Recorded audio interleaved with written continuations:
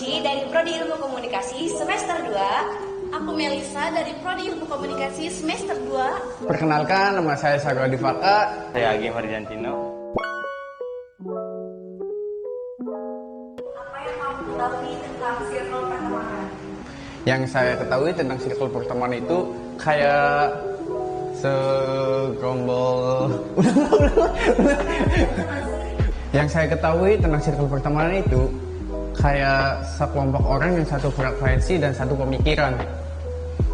Kalau menurut saya, circle pertemanan adalah lingkaran dalam sebuah pertemanan di mana kita berteman dengan orang yang kita sukai, yang kita nyaman kalau kita sama dia. Kalau bahasa sekarangnya itu teman yang satu frekuensi.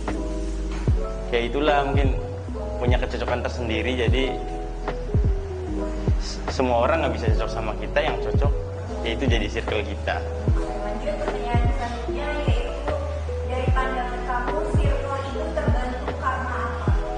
Ya itu karena tadi, karena satu pemikiran dan satu frekuensi. Menurut saya circle terbentuk karena ada timbal balik mungkin, atau feedback yang menurut kita berkesinambungan gitu. Karena komunikasi. Kalau menurut saya, circle itu terbentuk karena rasa suka sama suka, nyaman sama nyaman. Jadi kita bisa menjalani hal-hal yang selaras gitu. Iya sih, kayak sehobi misal, terus apa ya, setopik, kayak gitu sih. Menurut kalian, apakah circle itu penting? Apakah kalian harus punya circle pertemanan? Harus dong. Iya, harus dong. Kalau ditanya alasannya, mungkin biar kita punya temen gitu yang satu frekuensi untuk menuju pada tujuan yang sama-sama kita sukai, yang sama-sama bikin kita nyaman gitu. Menurut saya penting ketika circle itu membantu kita untuk lebih giat lagi belajar atau lainnya. Menurut saya penting. Ya menurut saya sebagai makhluk sosial, circle itu penting ya, karena kita nggak bisa hidup sendiri. Misal di jalan ban bocor atau bensinnya habis, kan bisa minta tolong ke teman kita. Kalau kamu punya circle, menurut kamu apa tujuan kamu memiliki circle pertemanan? Untuk memacu diri kita untuk lebih kayak berwawasan lagi lah, untuk kayak untuk mengembangkan diri kita sih. Ya buat jadi simbiosis mutualisme, saling membutuhkan dan saling menguntungkan. Iya, tentu saja kita juga harus memilih circle yang positif gitu. Kalau punya circle ya tujuannya lebih ke gimana ya, kayak biar kita punya pegangan, punya teman buat curhat atau buat bisnis bareng atau ngomongin hal-hal yang menghibur aja. Setelah kamu memasuki dunia perkuliahan, apa perbedaan yang paling mencolok antara circle semasa sekolah dengan circle perkuliahan? Yang paling mencolok itu dari gayanya sih. Gaya dari ya mungkin karena kalau kita kan dulu waktu semasa SMA kan mungkin belum kelihatan kan, dari gaya berpakaiannya, gaya bicaranya, gaya pemikirannya. Ya mungkin itu sih yang paling mencolok menurut saya. Tentu saja beda ya, kalau semasa sekolah itu biasanya lebih identik pada pertemanan yang emang gak bermutu atau kurang ada manfaatnya gitu. Sedangkan kalau kuliah, kita selain berteman, kita juga disibukkan oleh tugas-tugas gitu. Nah, di situ dalam circle itu kita bisa saja gitu membentuk circle dengan teman satu kelas yang memiliki tugas yang sama. Jadi kita bisa belajar bareng-bareng begitu. Jadi bisa dibilang circle yang terjalin di dunia perkuliahan itu circle yang lebih berbobot dan bermutu begitu.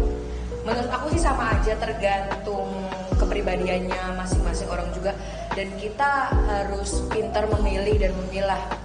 Menurut aku pertemanan di jenjang pendidikan itu ya itu enggak apa ya, jenjang pendidikan kayak SD, SMP, SMA itu tidak mempengaruhi, tapi lebih ke pribadinya masing-masing aja sih.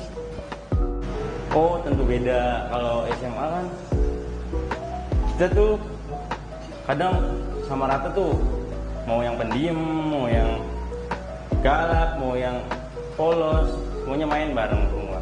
Kalau sekarang lebih ke individual masing-masing sih. Ada yang cuek, ada yang cuek sama cuek mungkin nyambung, yang bergajulan sama bergajulan. Jadi ya lebih personality. Dunia perkuliahan dikenal dengan tingkat individualisme tinggi. Apakah kamu merasakan itu? Tidak, karena saya selalu mungkin pertama di kelas saya tidak ada yang individual. Ya tentu merasakan, karena mungkin di perkuliahan teman-teman juga mikirnya udah beda ya. Udah gimana ya, kayak bisa memilah mana yang menurut dia cocok, mana yang enggak. Iya, sangat merasakannya. Sangat merasakan juga, sangat merasakan juga. Apakah kamu mengalami toxic pertemanan atau fake friends di dunia perkuliahan ini? Lalu gimana sih pandangan kamu tentang teman yang datang kalau ada butuhnya aja? Saya tidak merasakan toxic pertemanan atau fake friends.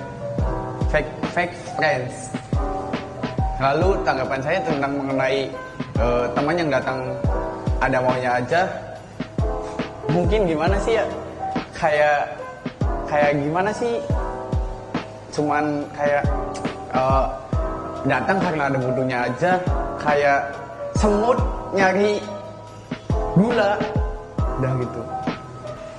Toxic pertemanan yang menurut saya ada sih, malah kayaknya kalau temenan gak ada toxic tuh kurang deket gitu loh. Kayak gak ada bumbu-bumbu kata-kata kasar, itu kurang enak aja. Nah, soal temen yang datang ada butuhnya, kayaknya semua orang kayak gitu deh. Soalnya kalau nggak diri kita yang mulai, gimana orang mau ngerti gitu kan. Kalau menurut saya mungkin kalau toksik pertemanan itu ada aja ya. Iya, kalau yang toksik ya kita buang, buat apa? Lebih apa ya, jadi Pembelajaran mungkin ya. Ya jauhin aja nggak sih? Gitu, cuma jadi benalu. Kalau kamu sekarang memiliki circle pertemanan, gimana sih menurut kamu cara menjaga circle kamu agar tetap menjadi lingkungan pertemanan yang saling mendukung sehingga terhindar dari circle yang toksik?